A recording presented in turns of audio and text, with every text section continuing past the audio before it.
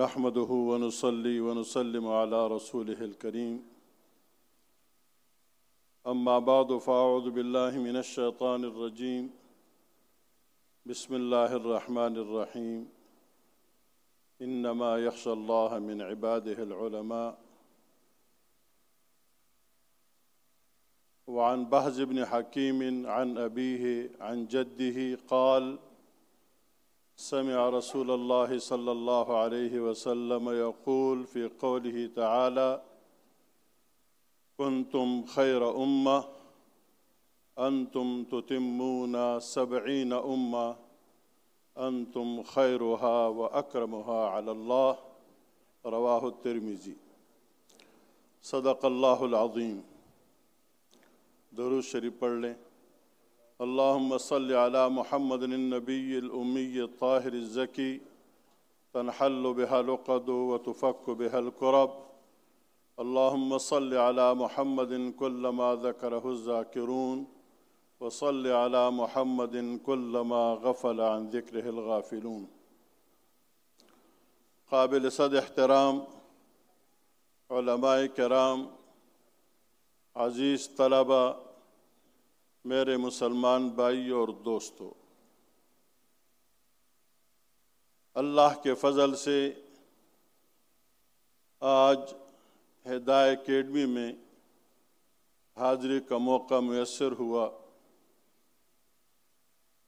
یقیناً لفظ ہدایت کو سوچتا رہا۔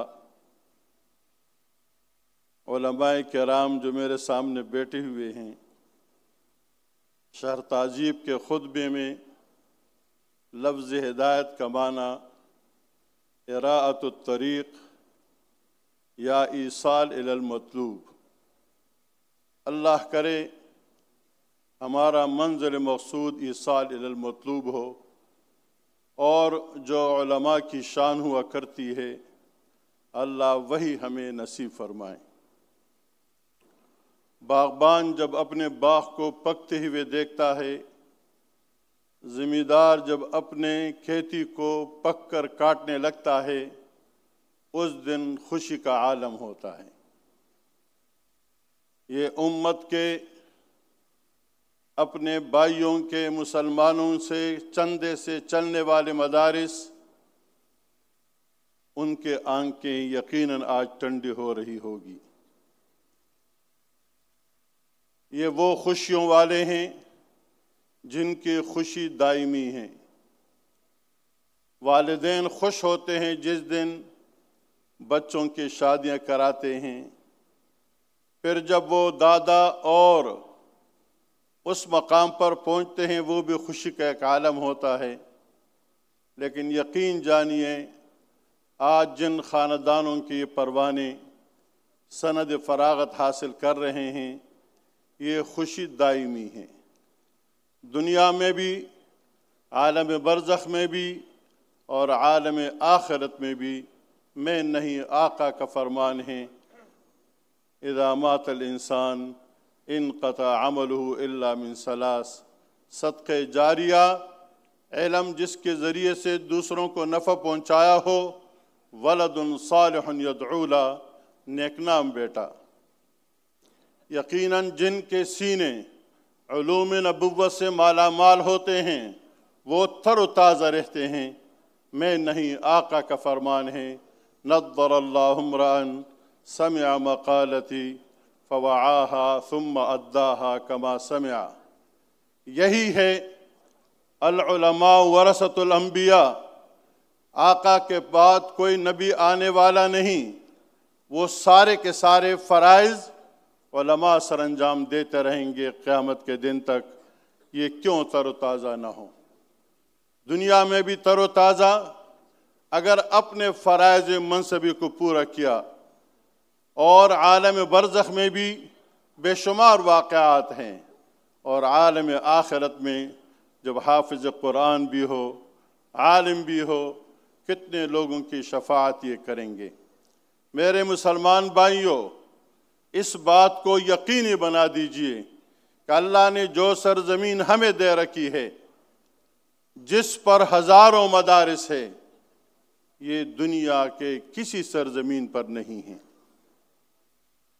اور یہ دعوے کے ساتھ کہتا ہوں، میں نہیں، ریکارڈ کہہ رہا ہے، کرونا سے پہلے رابطہ عالم اسلامی نے یہ جستجو کی کہ دنیا کا وہ کون سا ملک ہے جس میں سب سے زیادہ حافظ قرآن بنے ہیں۔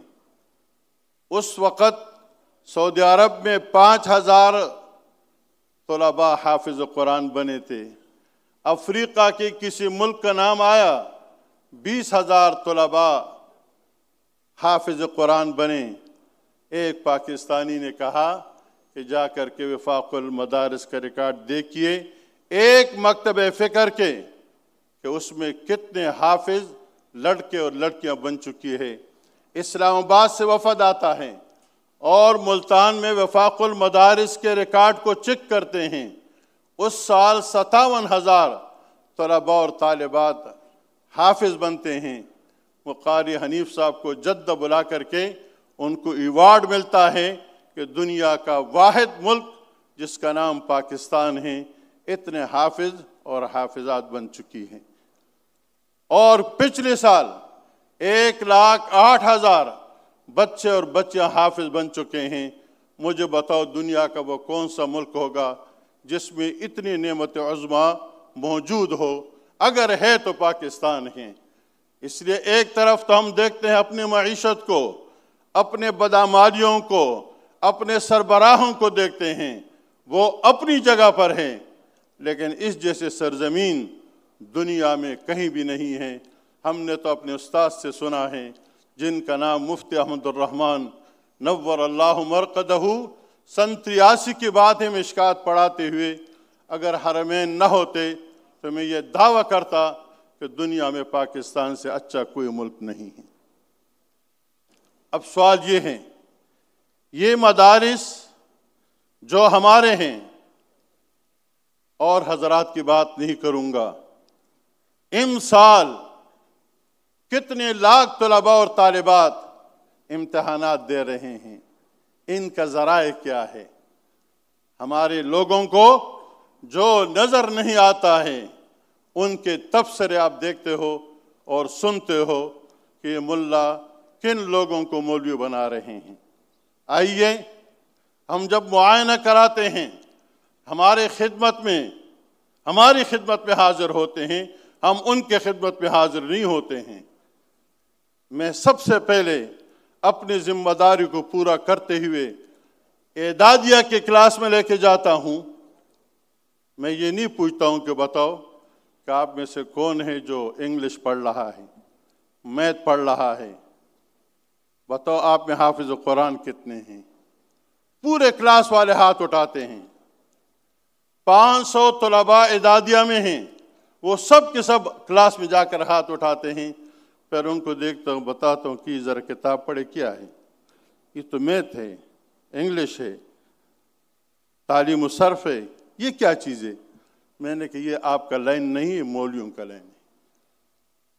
کہتے میں نے ایک منظر تو کہیں نہیں دیکھا، یہ رپورٹیں ہمارے پاس کیوں نہیں ہیں؟ میرے مسلمان بھائیوں، رپورٹ دینے والے غلط رپورٹیں پیش کرتے ہیں۔ کاش یہ ہمارے ملک کے وہ ادارے جو ہم سے دور بھاگتے ہیں، اغیار کے اشاروں پر چلتے ہیں، وہ آ کے ہمارے ساتھ بیٹھیں، ہمیں سنیں۔ میں نے ایک اجلاس میں کہا کہ سب کچھ ہم کرتے ہیں، ہم آپ کو چندے بھی دیتے ہیں۔ کہ تو وہ کیسے چندے دیتے ہیں؟ میں نے کہا گیس کا بل بھی دیتے ہیں، بجلی کا بل بھی دیتے ہیں، آپ کے فوج میں، آپ کی یونیورسٹیوں میں، آپ کے کالجز میں، سکولز میں، ہیڈ کوارٹروں میں، ہر جگہ علماء موجود ہیں جس پر پاکستانی 1 روپیہ خرچ نہیں ہوا ہے۔ حیران ہو جاتی، بات تو آپ کی صحیح ہے، ہم مجبور ہیں۔ کن سے مجبور ہیں؟ جن کے یہ غلام ہیں۔ ہم آقا کے غلام ہیں، ہم امریکہ کے غلام نہیں ہیں، اس لیے ہم سے پر منوانے کی کوشش کرتے ہیں۔ میرے مسلمان بھائیوں، ایک بات کر کے پھر بات ختم کروں گا۔ مسلم شریف میں ایک لمبی حدیث ہے، لیکن مختصر ذکر کروں گا، بہت سارے حضرات تشریف فرما ہیں۔ 3 بندے، ایک سر کے بالوں کے نعمت سے محروم، दूसरा अबरस की बीमारी, और तीसरा शख्स वो है जो आंखों के नेमत से महरूम है। फरिश्ता आता है, तीनों से सवालात करते हैं। हमारे उस्ताद मौलाना बदियुज़्ज़मान साहब रहमतुल्लाह अलैह फरमाते थे, इंसान का हर जुज़ दूसरे से अहम तरीन है। जिस पर जो कैफियत गुजरी होती है वही के तैयार बदन में अगर है तो आंखों के पलके हैं, जिसकी कदर हमारे पास नहीं। हाथ है जिसकी कदर हमारे पास नहीं। हर एक ने अपने उज़र पेश किया। फरिश्ते ने हाथ फेरा और हाथ फेरने के बाद उनकी तमन्ना पूछी। उस ज़माने में ऊँटों का तमन्ना, गाय का तमन्ना, बकरियों का तमन्ना, वो दुआ कबूल होती रही और अल्लाह उनको उन नेमतों से नवाजते रहे। कुछ अरसे के बाद वही फरिश्ता आता है और उनसे कहते कि मैं सफ़र पे जा रहा हूँ, अल्लाह का वास्ता देता हूँ, इशारतन कह भी रहे हैं कि जो नेमत अल्लाह ने आपको दे रखी है उसमें से कुछ दे दो। आगे से क्या जवाब मिलता है? मुझे तो अपने बड़ों से सब कुछ मिला है, मुझे तो बड़ों से सब कुछ मिला है। व इन्न ली हुकूकन कसीरा। आज जब मदरसे की बात होती है, मस्जिद की बात होती है, तो कहते हैं बेटी की शादी करनी है, मुझे फलां काम है, मुझ पर इतना कर्जा है, और झूठ भी साथ बोलते हैं कि मुझे बड़ों से मिला है। फरिश्ता क्या कहता है? सय्यरकल्लाहु बिमा कुंत। अगर ऐसा है तो अल्लाह वैसे ही कर दे। बकरियों वाले के पास जब आते हैं, अल्लाह का दिया हुआ माल है, मैं तो आंखों की बेनाई से भी महरूम था, दुआ हुई, दुआ के बरकत से मुझे सब कुछ मिला है, आपको जितना कुछ चाहिए ले जाइए, इसलिए कि अल्लाह के नाम पर आप मांग रहे हैं। फरिश्ता कहता है मैं आजमाने के लिए आया हूँ।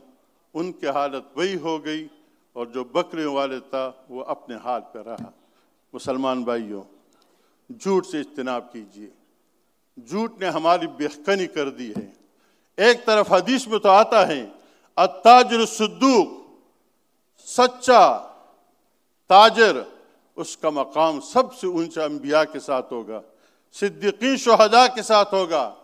और दूसरी तरफ हदीस में आता है कि सबसे ज़्यादा बेबरकत जगह अगर है वो बाज़ार है, इसलिए कि वहाँ झूठ बोला जाता है। शैतान ने हमें ऐसे बहला दिया है कि हमें गुनाह गुनाह नज़र नहीं आता है। मैं आखिरी बात, शेख अहमद कफ्तारो सूर्या के एक बुज़ुर्ग गुजरे हैं, सिलसिले नक्शबंदिया के 3 महीने वहाँ गुजार चुका हूँ। उनके खलीफा उस्ताद रजब ने कहा, शैतान ने अबू बकर सिद्दीक़ रज़ियल्लाहु ताला अन्हु से मिलकर कहा, मैंने उम्मत मुहम्मदिया को तबाह किया गुनाहों में मुब्तला करने के साथ। फ़अहलकूनी बिल इस्तिग़फ़ार, वो जब इस्तिग़फ़ार करते हैं तो सारे गुनाह धुल जाते हैं। मैंने उनको ख्वाहिशात नफ्सानिया में डाला कि उनको गुनाह गुनाह नज़र नहीं आता है, तौबे की तौफीक नहीं होती है। आज मेरे ज़ुबान से झूठ कितना निकलता है और कितना मैं बुहतान तराशी करता हूँ, और मुझे एहसास भी नहीं होता है, जिसके नतीजे में तौबा नहीं नसीब होता। अल्लाह हमें उलमा की कदरदानी। एक एक बात जब भूलता हूँ, डॉक्टर साहब सामने आ जाते हैं। हज़रत डॉक्टर अब्दुल रज़ाक सिकंदर रहमहुल्लाह, सदर वफाक बिनूर टाउन के मुहतमिम तलबा से एक जुमला फरमाते थे, कुन आलिमन और मुतअल्लिमा। आलिम बनो, मुतअल्लिम बनो, इनके साथ मोहब्बत करने वाला बनो। वला तकुन राबियान फतहलिक, चौथा मत बनो वरना हलाक हो जाओगे। उलमा की मुखालिफत मत करो, मदारिस की मुखालिफत मत करो, ताउन नहीं कर सकते हो। अल्लाह का निज़ाम है, अल्लाह चलाएगा, लेकिन अपने आखिरत को तबाह न करे। व आखिर दावाना अनिल हम्दुलिल्लाहि रब्बिल आलमीन।